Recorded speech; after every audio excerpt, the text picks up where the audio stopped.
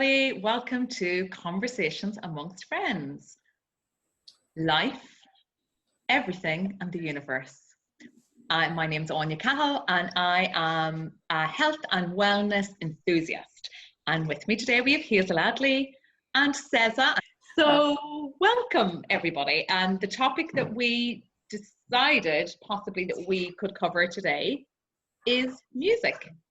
Yeah. And my inspiration for that was my husband treated me to a surprise at the weekend where we went to a concert in Dublin and we seen David Gray, and it was just amazing, and it really brought me into that moment of how powerful music is and atmosphere and just the magic of artistry, and we'll delve into it a little bit more. But yeah, so, and we have a music queen in the building.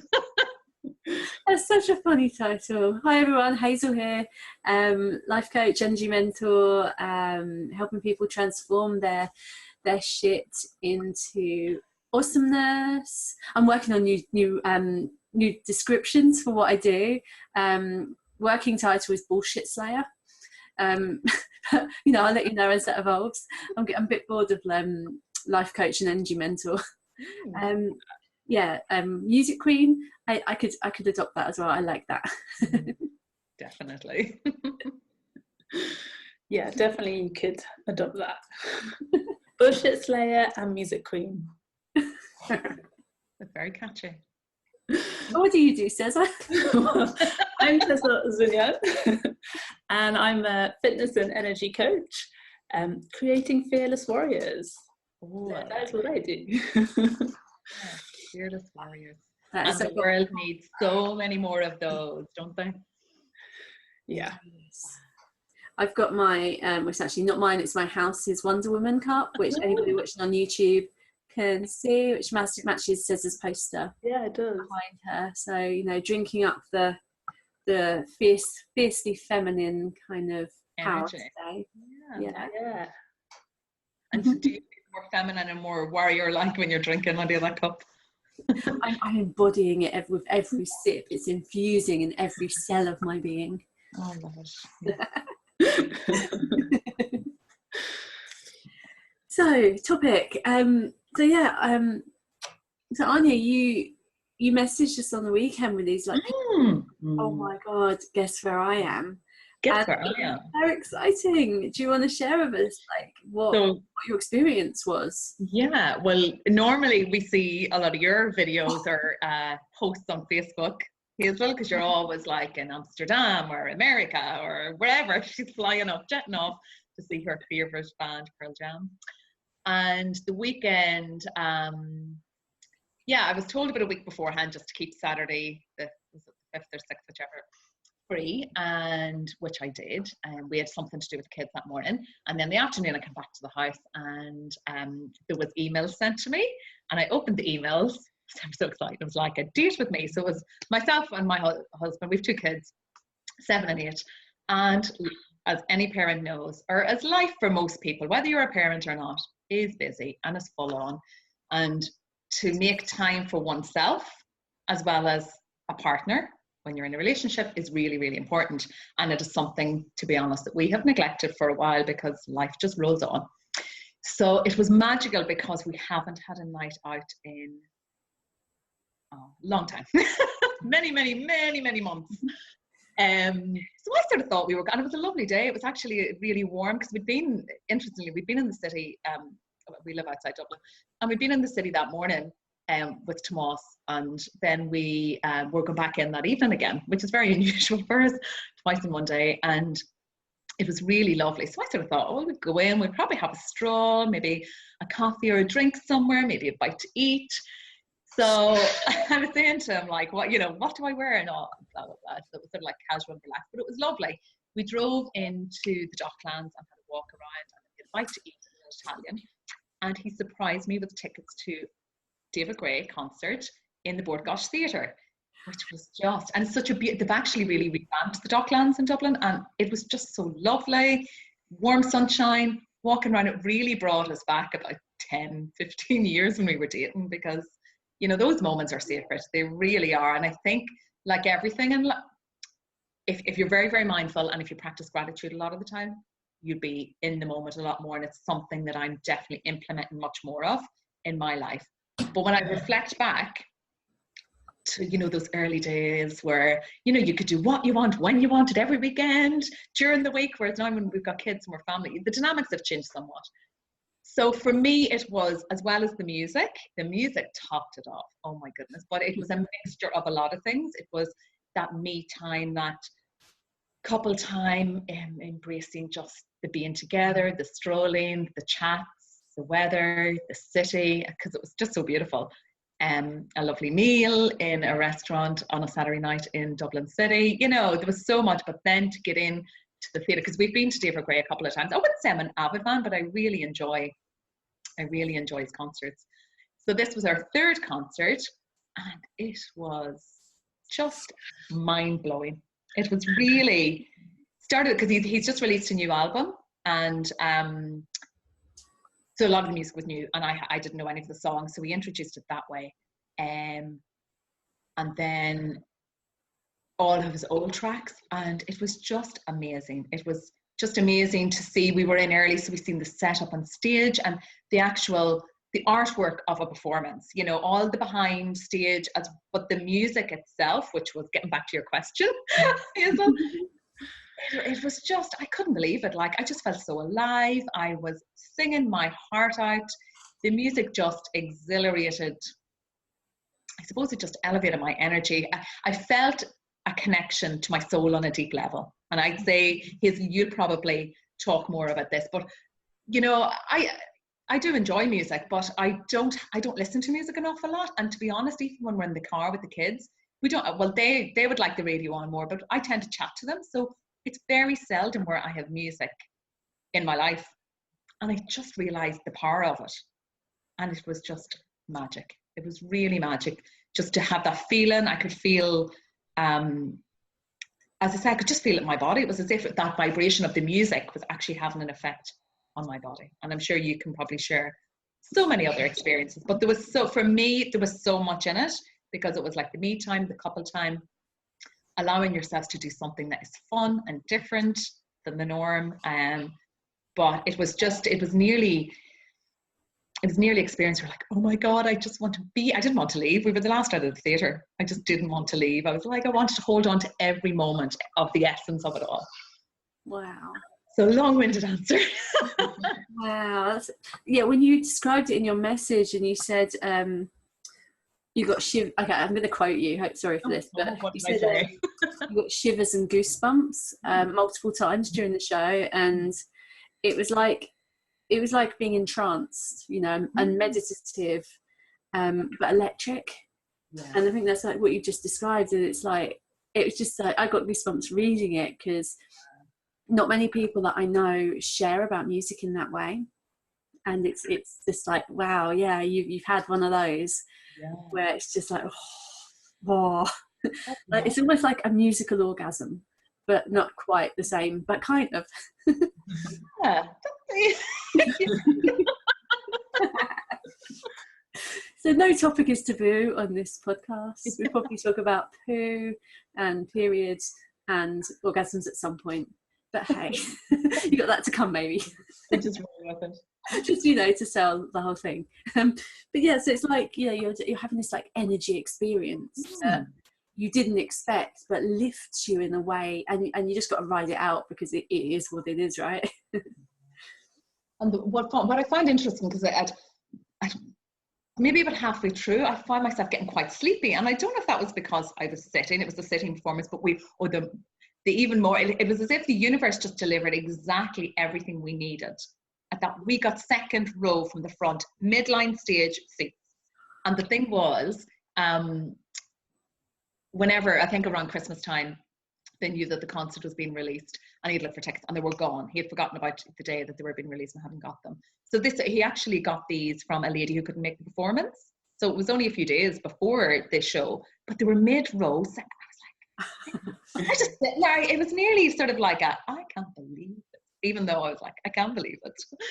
But yeah, so literally to be so close to the stage, I've never been as close to the stage, but I got quite sleepy during it. And I sort of said to him, and as well, I got shivers several times, like about 15 to 20 times, like full body shivers, where I just knew that I was in the right moment and I was really embodying it. I was really just the most in flow with my energy, with life, just everything just felt so good.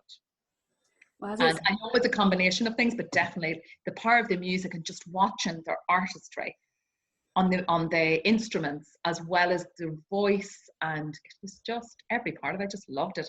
And yeah. Wow. And I think there's something about when you're in a live experience, it brings you into the now so utterly. Not always though, to be fair, I've carried my shit into lots of concerts and not been as present, but when I've managed to lose myself in that moment, it transcends you in a way that you don't get in many ways, because somebody else is leading the experience and they've planned a journey for you. And a good entertainer will take you on a very special journey, because the part of the artistry is working out the ebbs and flows and peaks and troughs of the pacing, the spirit of the show, the vibe, so that by the end of it, in theory, depending on the band, that you'll have like a euphoric uplift from riding that wave. Yeah, that's what I expect from a concert anyway. I've just got shivers as you said that. Well, a little bit about my experience. I could talk a lot, so I'll try and keep it brief. But so for those who don't know, my favourite hobby is following Pearl Jam on tour. And going to as many shows as I can, because one of the reasons is, there's a few things you've mentioned that you touched upon. I was thinking about this the other day, that when I was a teenager and I knew nothing about energy, I was thinking about Pearl Jam and the way they impact on me, because the very first time I heard them, it was on the Jules, so the John Peel show one night, late night, lying in bed, and something in me clicked.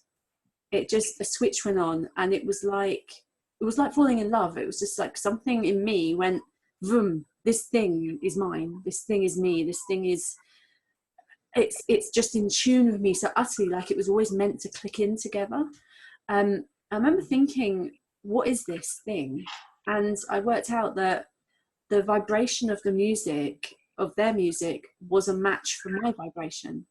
And I didn't know anything about energy and vibrations at the time, but that was what I believed, and that's what I still believe. So it's not just Pearl Jam that I'll have that sort of experience with, but it will more likely happen with that band because they're the right band for me. So I've been listening to Alt J. I think that's how you say it, Alt J, on the weekends. They're some of their older stuff and new stuff, and that's been getting under my skin and speaking to me in ways that make my heart flutter and get goosebumps. And it's still like the music's playing inside my body. It's like I'm dancing on the inside still as it's playing. So it's different bands at different times. But the other thing I wanted to touch upon was, so the other reason why I go to the shows, other than them being a complete vibrational match, and I'm like almost like energetically married to that band, to Pearl Jam, when I'm at the shows, how to express it without sounding like a complete loony?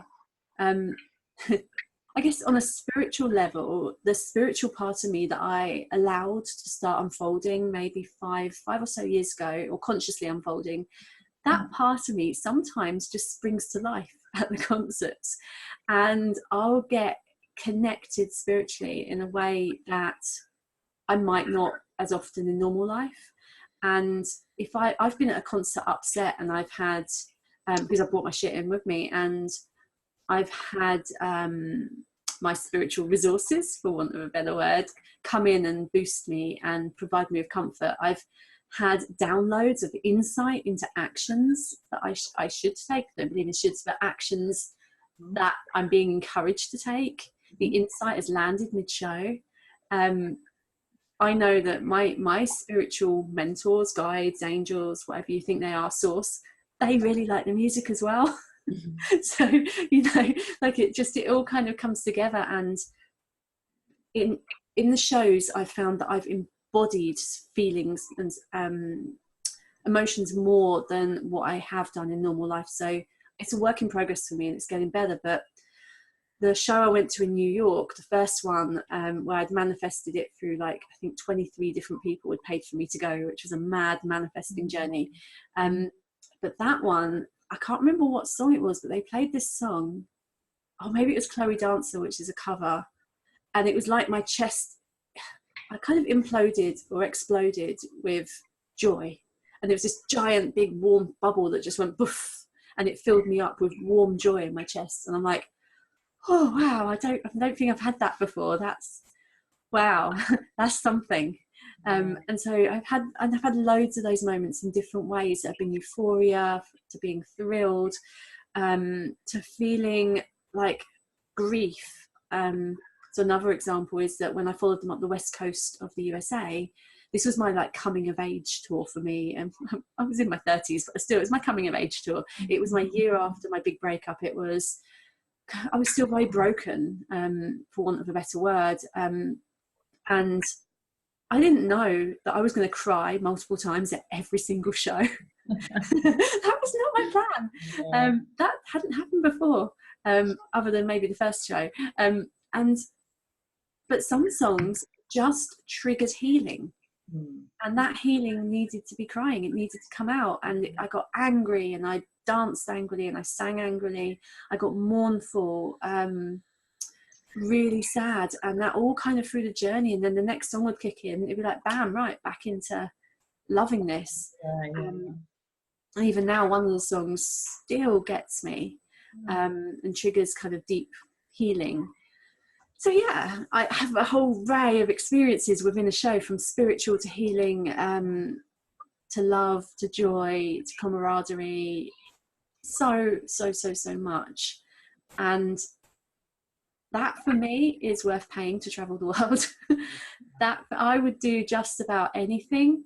I would sacrifice just about anything to have those experiences, because they grow me, they evolve me, and they show me what life and living at the pinnacles can be like, which sets the bar for normal life, to aim for, to know, right, that's how much I can expand and feel the expansion of my energy. And I want to feel that spectrum, and that, I want to feel that. So it gives me marker points. Yeah, I've just had a thought that you could create a group or a world tour of healing through music. That's it. Because you describe it so well. He is like, for me, it was, I got out to a concert at the weekend. I felt really good. and it has given me that desire, because, in that moment, I felt so good, so at peace, so connected. Nearly like the artist was singing just for me. And I suppose we all know sometimes we don't, but generally, if you're feeling really crap and you put on a nice song, a really vibrant song, or we've often, I'm sure, put on a sad love song that we can just cry. Brings me back to my teenage years. But like, we know that if we put on something that elevates us. And like, I have danced around my sitting room when the kids have been away for the day, and like that, cried to a song and went, oh my God, what is this? But just went with it. But like, really healing and feel so good after it, so it has that. I think most people would have that awareness, but for me, I wonder what is going on. Like, it's an energetic level, but I also feel as if there's a connection, whether it's with the words of the song or the meaning of the song, or somehow there's a connection that you're probably unconsciously aware of. So I have a little theory, just a little one, about, I believe that artists channel spirit. So when you're in your creative zone, your zone of genius, or whatever you want to call it, like when you're in that zone, it's almost like, I don't believe artists, there's several ways of thinking of this. So yes, artists have processes, so they show up and they do their process and do their process and do their process, which is a way of showing up. But the genius comes in outside whenever it deems to come in, and it goes through you as an artist. It goes through you and out through your method. So you need to show up for that genius to come through. But I believe that artists are channeling something bigger than them, and maybe it fuses with them, but it's something bigger and broader. And so when you're having an experience with a live artist, even a recorded, actually, it's still channeling those same pieces that are going to match the pieces in you that are a vibrational match to heal or to lift, or like, it's like they're coded, and they're going to come and give you, when you're ready, the multiple strands of coding in a piece of music, the bit you're requiring will reach you when you're ready. Yeah. That's great. Wow. That actually does make so much sense, but I've never thought of it that way before. Because when you think, although I'm sure there is artists that do performances and they may not be channeling, and they may not be in their most vibrant, aligned, energetic state as we would understand it, and then performance probably don't have the impact that they would like them to have, possibly. Like, would you say that works both ways, and not all art, or do you feel, because I suppose there's all different sorts of music, isn't there? And so not two ways I think of looking at it. So this is all like thinking out loud and working it out, but I think with music, there's the piece of music that's kind of the structure of it's already been created, and then there's the performing of the piece. Because as a live artist, they'll have choices about how they communicate. Like any singer, any musician has a choice about how they communicate in that moment, and how much they let themselves surrender to what is coming through them. So that's why I love Pearl Jam, because Eddie is so soulful. Eddie is so tuned in to his own. He tells stories. He does political stories. He's so tuned into what he wants to get across as the communicator. But also Mike, the guitarist, lead guitarist, in one of my favourite songs, Black. Like, I was re-listening to one from Padova last year, and it was like, instead of 7 or 8 minutes long, it was 11 minutes long. And Mike's guitarist, it is like, and Ceza, you might have seen this when we were in Amsterdam, like, and I don't know if you remember the song because it was like you were new to the band, but Mike just kind of, it was like almost demonic in a really good way. Like, he was just overtaken by this thing, this energy, and it channels through him, and he's just off on one with this guitar that isn't following the rules of the original structure of the song. It's channeling his spirit, the spirit of something else, and that is what takes us on the journey. And it's like when they ad-lib, when bands, musicians ad-lib, I can't remember what the musical terminology, when the whole band does it, but it's like, that's what I love, is that in that moment there's a communication that needs to happen for the people that are in the room, and then as the recording you get that as a secondary bonus. So it's a bit like a lot of people, guru type people that I watch, they'll channel their downloads live, and even watching the recording you'll get the message that was intended for you that way. And so I think there's something about the original piece of music and the magic in that. So a quick one. Sorry, Ceza, you haven't even got to speak. No. But a quick one that I'll tell you, because this came up in a message I got following intuition. Still, I got an intuition to message a friend, and it's funny. The next day, he commented on 2 of my posts, and so I messaged him, and we were talking about this band as we do, and we were talking about the meanings of songs changing. And Pearl Jam's song "Alive" was written. I don't know the meanings of all the songs, by the way. I'm not really as nerdy as I sound. But Alive was written about a young man whose mother told him that the man he thought was his father actually wasn't.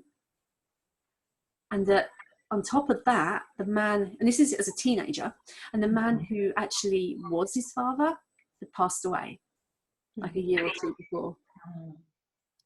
And so I watched the singer talking about this last night, and he actually kind of really understood how this guy felt, because it kind of was him that he was like talking about. And he wrote the chorus. So he talked about how this conversation panned out, and he talked about how this was a curse, because he'd been given this information, and what does he do with this person who he believed his dad wasn't the person that was his dad. He now had no chance of getting to know. He'd only seen him once and didn't know it was his dad. So, and he felt like he was cursed. And the chorus is, "I'm still alive," and that repeats over and over, "I'm still alive." And he felt like, this is a curse because I'm still alive and I have to deal with this this energy, this thing in me, this how to process this. And he was saying that he didn't know himself that well at the time, and so he had to sort of deal with this as someone that didn't know himself, had to deal with this sort of this challenge mentally, emotionally. And so that's what the song was. So the chorus was like kind of angry in a way, like it's like, I'm cursed. Well, over 20 plus 25, 6, 7 years, he said that the audience have changed the meaning of the song. So what happened over the years was, as they were singing I'm Still Alive, it became a rallying chant, it became a celebration, it became an uplifting, yeah, I'm still alive. And it became, for me, that happened. It started to represent, no matter what shit I've gone through, no matter what challenges I've had, I'm still here. I'm still fucking alive. That just, it's so powerful when everyone's like, yeah, and everyone's singing it. And it's like, yeah, we're all still alive. And that's such a beautiful celebration to have in a whole arena full of people. So even a song, how it's originally transmuted, has the potential to grow and change into something so much more powerful. So, yeah. I like that. Yeah, and I wonder on some level, was the learning and the writing of the song, but it wouldn't be realised until later on. Yeah. I think sometimes things happen and we say things and it's like, oh, I don't know what that means, but sometimes maybe you look back and go, oh, that's right. I like that, yeah. If we're thinking the coding comes from an outside divine source or inspired source, or as one of my mentors calls, a super consciousness. So we've got our level of consciousness in our kind of aligned realm, but there's a super consciousness beyond us. And if it's coming from that, then yeah, there's all sorts of divine wisdom that's put into everything, and time gets collapsed. So how it kind of transmutes is just, I don't get it all yet, but it is what it is. It does things over time. What do you think? I forgot, Ceza, that you were actually on tour with this wonderful lady. I went to one song in Amsterdam, one concert, yeah. And how was that? It was good, actually. I'd never really heard any of their songs before, so You're brave. I was brave. But it just felt like the right thing to do, to go, and it was good, actually. I did enjoy it. So yeah, it was good. I was just thinking about the whole concert, like going to music, like live music, and experiencing that, because I've not experienced that, but I have. If I'm alone listening to my music, I can't imagine me having that kind of experience when there's a whole room of other people. I think it's more of a personal, be by myself. I think the thing that you've been with me at a concert, I don't know if you noticed that I just dance continuously. Like I've become really known at the cover band shows for like being the one that jumps about like a loony in the slow songs. Yeah. So much so that one of the slow songs came on the last shows a couple of weeks ago, and the singer pointed at me as soon as the guitar started, because he knew that I'd be getting overexcited and jumping about. And so dog barking, that doesn't happen normally. And so I guess what I'm saying is that I embody the music. So do you know what? I just think, screw everybody else. This is my experience. Yeah. And the expression, dance as if nobody's watching, it's powerful. Yeah, no, I don't quite do that, because when I do that at home, that's really expressive. Yeah. But like, wouldn't it be very liberating to actually do it, dance as if nobody's watching in a room full of people, and just not care what other people think? That's what I'm working towards. Yeah. And that actually was one of the lines of the songs on Saturday night, and I was like, because even in the seat, I was like giving it songs. I was like, and most people were maybe bopping their head a little bit or nothing. But I was just like, this is my experience. And I'd love to have just jumped up and started dancing. Yeah. So it would be really cool to actually just go, do you know what? Fuck it. Just do it. I've danced like no one's watching in a club before. Yeah. I don't know if I've been to like a gig where I've been like, I don't know, I'm just thinking back. Like, I used to love the Backstreet Boys when I was a teenager. So I was dancing the whole way through that. But I don't remember having that massive experience. Because most people, well, not most people, but a lot of people they might like dancing, but they may not actually fully connect into themselves and into their soul and really go for it as if nobody was watching, because we are conscious of the group of people we're with, or, you know, of what other people think. And I know quite a few people are like, oh no, I'm not dancing yet. It's too early in the night. They want a few more drinks before they actually can embrace the dance floor, which to me is just, it's crazy. Yeah, I don't drink at any of these shows. Really, forget it. No, you don't need it. No. But again, I suppose it's a journey. It's a self-discovery journey, isn't it? And that's sort of going within and what feels right too. Yeah. I think it's evolved with my self-worth journey. And that's still so much a work in progress. But as I've become more confident within me, as I've shed a lot of the layers of stuff that has weighted me down emotionally and mentally and energetically, I have gradually risen up into a version of myself who allows myself to enjoy the moment. I think that's always been part of my personality though. So Ceza, it might just be like either the concerts you've been to or the music you've been to hasn't inspired you as much. Or it could just be that like it's not your thing as well. Yeah. Like for me, dancing and singing is so totally my happy place. I like dancing. That's not a problem. But I'm just thinking, when you were describing how it made you feel, that's the feeling I get when I'm driving, where I have my music on loud and I'm like, yeah, I'm dancing and I'm driving at the same time. We should do one of these as like a driving one. Driving podcast, sorry. So I think when we're driving. Yeah, like a James Corden style, but we're not in our cars. Yeah, that would be so cool. As long as we don't crash. But I get you, because when I'm in the car, it's probably the one place where I can sing at my loudest and at my heartiest, and I think I've got some pretty good seated dance moves, especially like one-handed ones with the steering wheel. So those who can't see, demo. I've been at traffic lights and had people pointing and laughing at me, like being so expressive. But that's happened at my sister's wedding as well, like with my dancing. So it just happens to me. But you know, I think, and as long as you're okay with you, then it doesn't matter what anybody else thinks. Yeah. The cover band said to me that like one of them said to me they've never seen someone enjoy a show quite as much as me. Which was lovely. And at the last one, one of the band members said to me that he loves seeing me in the audience because I enjoy it so much.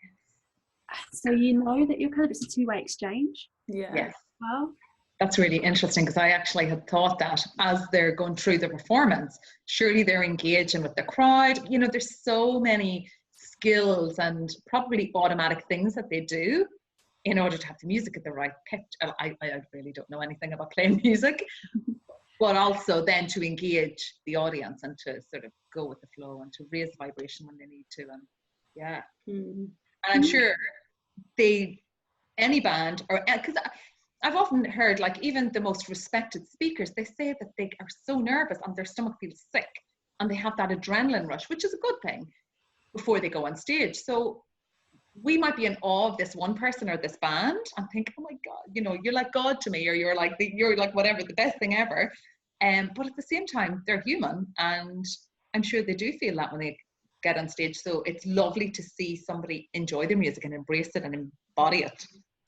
Yeah, and I see that. Can you imagine being a singer, especially a singer, because they command most of the attention, and having hundreds or thousands of people all projecting their energy at you? Yeah. I mean, as a public speaker, I find that it can sometimes be unnerving having a whole room watching, especially because some people look bored, some people look distracted, and actually they're the ones that are probably really listening, but you just don't really know. And some people look like they're disagreeing, but that's just their concentrating face. But imagine the energy of all those people, and what you're doing is directly impacting them. And like I've seen a lot of the audience booing the singer in Pearl Jam, because he will stand up for his political views no matter what. He will say what he thinks, and America's very split between left and right kind of thing. and he will honour his views. He sees art as a platform as an amazing platform for peacefully sharing political views. I have huge respect for that. But to be able to stand there and have your audience turn on you and boo you, and it's just so, it's like, gives me shivers thinking about how he just handles that and just goes, I don't care. I'm getting my message out. I don't care. I think that's really like role model material for me. Love it. Yeah, that's pretty amazing. Any other insights on the music scene or anything else in life? Like health, the universe and everything. Like the universe and everything. I think we touched on quite a few things, the impact of the universe on the musical artists and that. And it's a really good point, because we've all got gifts to share, whether we know them or not, whether we've uncovered them or not. And I suppose an artist is somebody that's playing music and that is writing music and has created albums and are touring and holding shows and gigs. They are sharing their gift in a way, whether they're aware of it consciously, energetically or not. They're doing something that they love and they have a following. I'm sure everyone has different meanings for doing it. But when you said that about the Pearl Jam guy being able to share his message in the movie A Star Is Born, I just, oh my goodness, I love that movie. And it really struck a chord with me. And if I'm not feeling so good, or I just feel like I'll put like the soundtrack on YouTube and I listen to it and it just elevated my soul. But in that, there's a point where Bradley Cooper says to Lady Gaga, you've got a message, share it with the world. You know, what you have got to say is a profound impact. So for me, that movie was like deeply spiritual and had deep meaning, and so much, actually, probably the more you watch it, the more you will learn and pick up so many different things. But when you said that, it struck me again, because we all have something to say, and hopefully some people are finding it beneficial what we have to say. So it's about getting that message out and having the confidence to be who you want to be and be who you are, I suppose. I love that movie, and Joe, I hadn't read any of those depths into that movie until one of my mentors, Lorna Johnson, wrote an article about A Star Is Born. I'll send it to you. It's about the magic man, the masculine manifesting tool that I think both Ceza and I have been using. It's about that and links to Star Is Born. Second thing is that guess who Bradley Cooper in part based the character on? He spent a couple of days studying the singer from Pearl Jam with Eddie. With him? Yeah, with him. And he was at one of the shows that I was at in New York. Bradley Cooper was in the audience. So he actually, him and Eddie worked together. Eddie helped him see things from the artist's perspective, things that he wouldn't have thought of as a non-practicing musician. And I was like, all just a ball of goo watching it, because I could see him channeling elements that I project or see in Eddie, as like the fangirl kind of side of me that kind of pretty much like past, but there was a small part of me that's just like fangirling and like gooey. It's just like, that looks like Eddie, and I'm just completely projecting it, because I don't really know what Eddie's really like in real life, but just projecting that out. And so it's really kind of that movie had more depth for me, because the person who's one of my kind of, I guess, muses for my healing, for my support, for my expansion, influenced that movie a little bit, which I thought was awesome. I love it. Oh, yeah, it really is. You haven't seen it, Ceza? I haven't. Oh yeah, do see it. And then you get to learn the songs. And I love singing Shallow. Oh. It's in my range as well, so I can like belt it out. And actually, you sing in a choir, Hazel, don't you? Yeah. It's something I did in the church choir when I was little, but I actually want to join. I haven't really explored what sort of choirs are where I live, but it is something I want to do. And actually, since I've started EAM and cleared energy resistances around my throat chakra, I didn't test my singing beforehand, but I actually think my voice has improved. Wow. Maybe not, but I, just from listening to myself, now maybe somebody else might have a different opinion. So it could be that you've released your judgment of your singing, and it could be that you've released the tension, so you've allowed it to open up more. Like singing is one of my topics that I could talk a lot about, because I was for my county, I was the leader for the government singing program that rolled out singing in schools and training for singing leaders in education. So singing is like one of my passions. Not that I'm a particularly good singer, I just do it, and when the more you do it, the better you get at it. Yeah, that's so exciting, Anya. I think singing is a human right.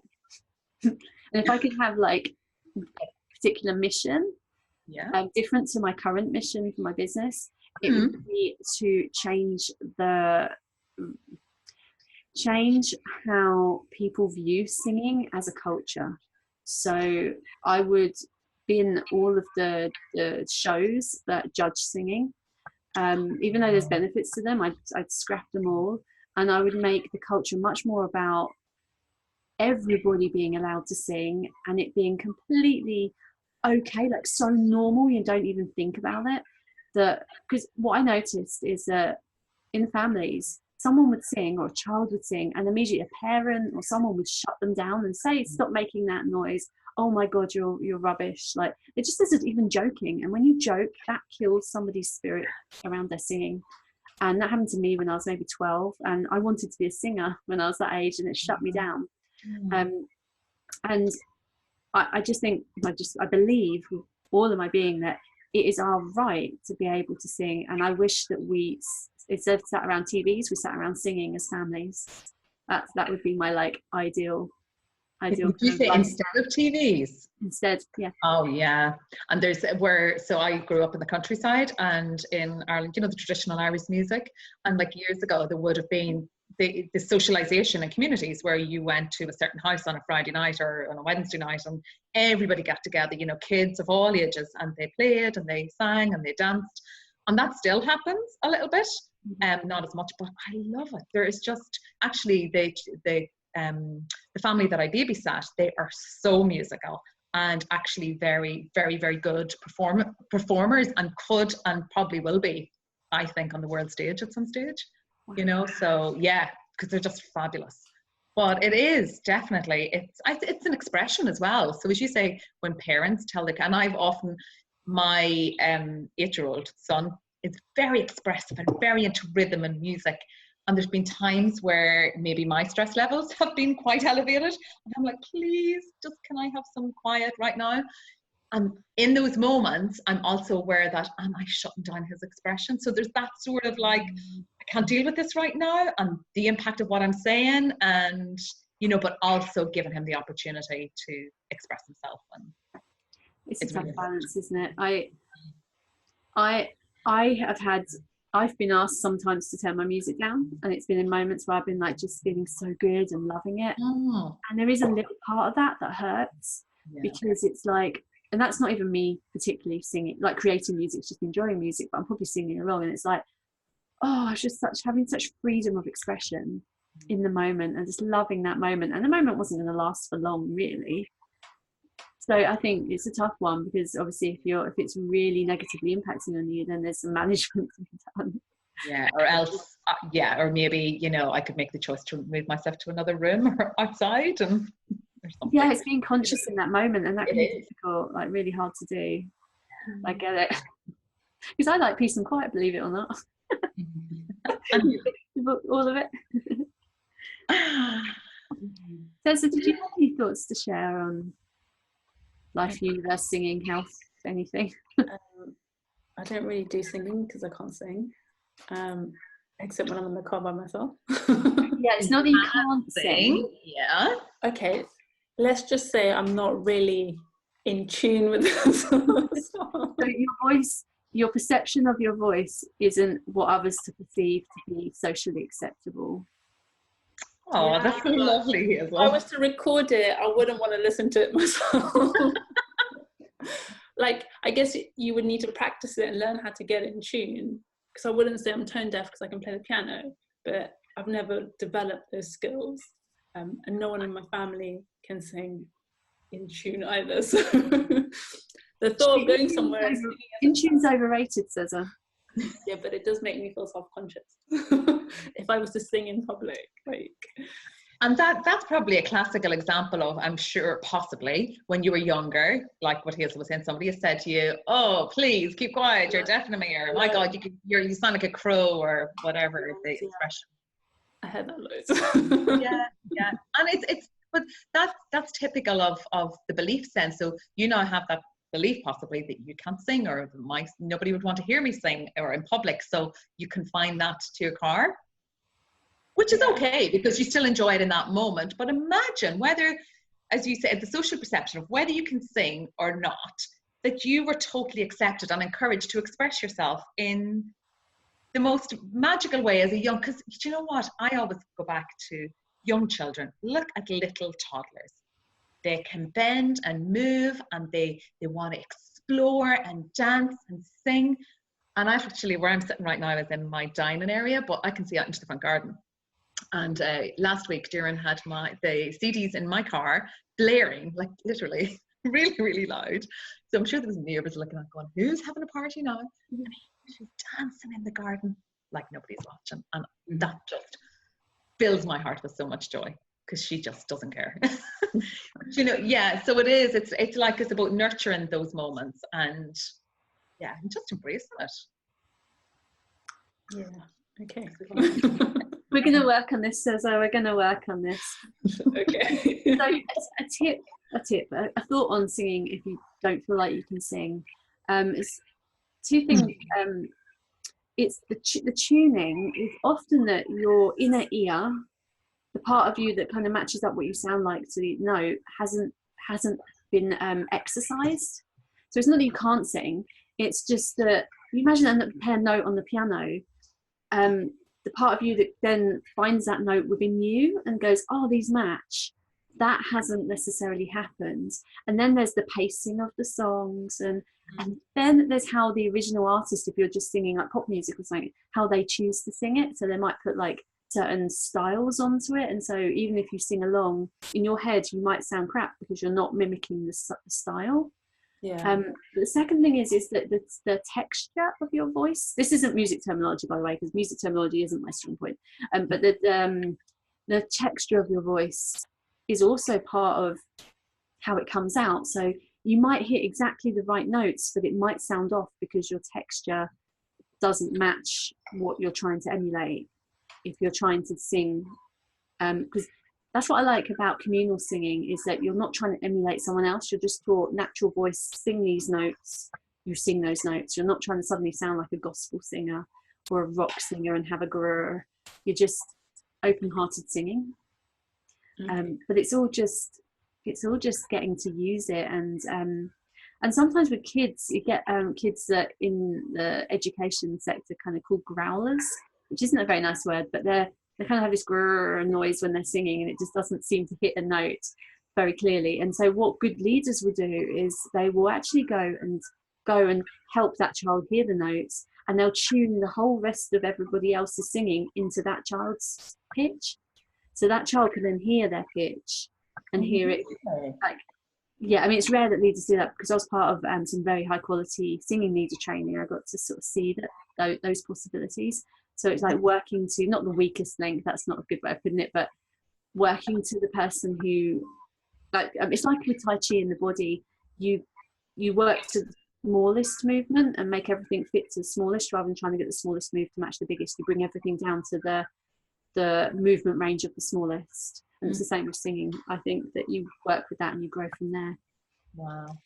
Yeah. I've just learned something new. That's amazing. So there's a real science to singing as well as just like belting out the chords.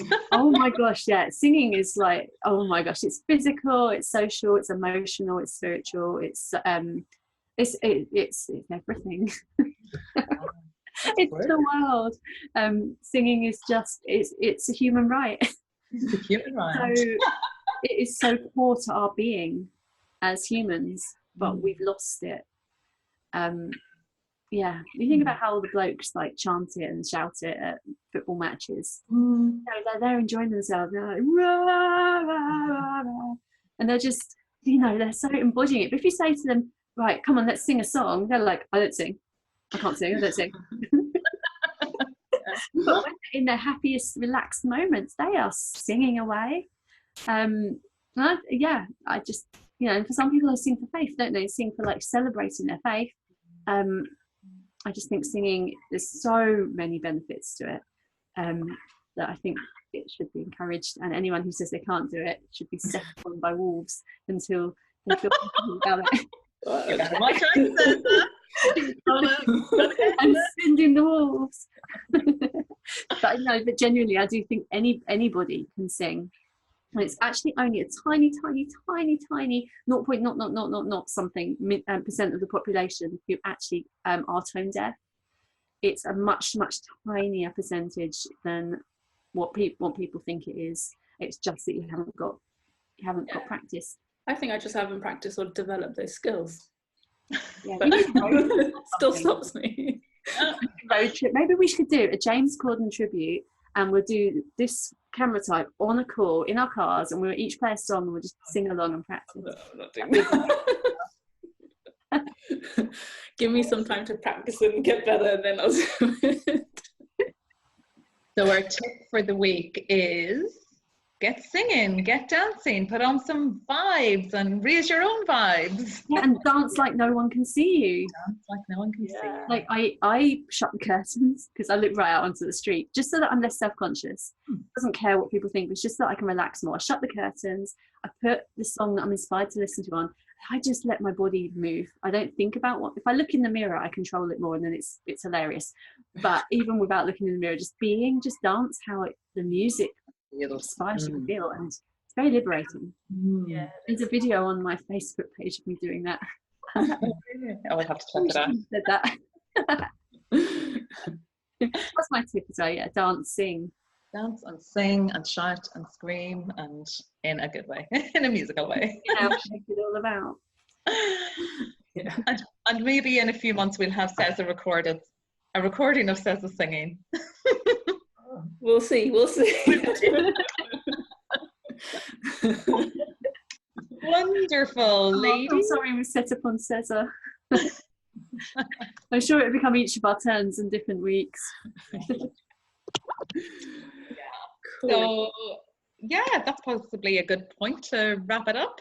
Yeah, I think we've covered plenty of topics, and yeah, it's been lovely to gain a deeper understanding, Hazel, in relation to I didn't know I knew what I knew. Yeah, there you go. That's why these conversations are powerful, because it's only sort of when the conversation is rolling and we get really into it that, you know, we can say things and express things that we didn't even knew we knew. Thank you guys, it's been lovely sharing, and to the listeners, thank you. We have no idea what the next topic will be for the next one, so tune in, subscribe, do whatever you do on the platform you're on, like it, whatever it is, so that you're ready for the surprise topic that will be next time. Ooh, thank you for listening, and get dancing and get singing. See you next time. Bye. Bye.